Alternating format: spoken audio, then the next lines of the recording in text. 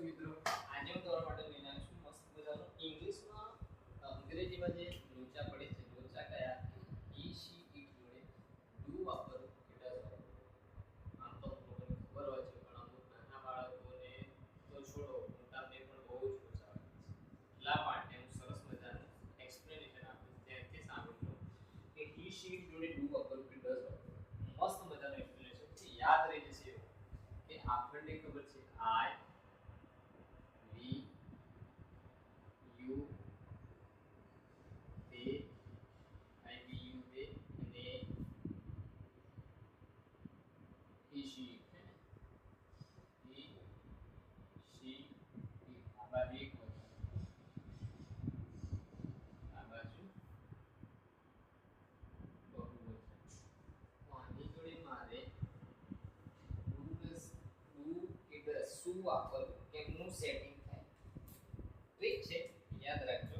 કે જો અહીંયા મને ખબર છે કે 10 વપરાય હું તમને શીખવાડું છું 10 વપરાય અને ડુ વપરાય યાદ કેમ રાખવાનું હું અહીં મૂકું ડુ તો શું થઈ જાય આ શું થઈ જાય ડોહી તો આજુબાજુ કોઈ કહેતા હોય ડોહી આપણે તો બા કહીએ પણ કદાચ એવું બોલે ગયું તો મારવા આવે કે નહીં તે કાન થઈ જાય એટલે આ ખોટું લાગે આ લાગે નહીં મેચિંગ ના એટલા માટે તમારે યાદ રાખવાનું કે ડુ મૂકીને તરત લાઈટ થઈ ગયું સ્વતંત્ર ડુઈ બધું માં થઈ ગયું એવું ના લખાય એટલે તમારે તરત લાઈટ થઈ ગયું કે ઈ જોડે always you have to use does ઈ જોડે શું વપરાય ડઝ આ રીતે યાદ રાખવાનું હવે ડુ અહીં સી છે તો એક ડુ મૂકો તો અહીં શું થાય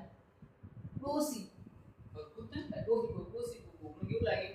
આજુબાજુ રહેતા તો ભાઈ માર થઈને દરેક પેડો લાલ થઈ જાય આપણો એટલે એવા કામ નહીં કરવાના તો અહીં મૂકી દો ડઝ તો સી જોડે શું વાપરવાનું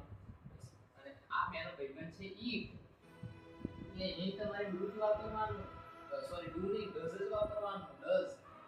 તો આ ઈ છે એકલો સી તેન એકલી ઈટ તે કોઈ એક વચન તો એક વચન જોડે પણ શું વાપરવાનું બસ રગાનો પ્રોબ્લેમ આના સિવાયનું જે બધું છે એની જોડે શું વાપરવાનો ડુ ઇંગ્લિશની અંદર હજુ પણ વધારે લાવવાનું છે ત્યાં સુધી મને ફોલો મસ્ત મજાનું जाना नहीं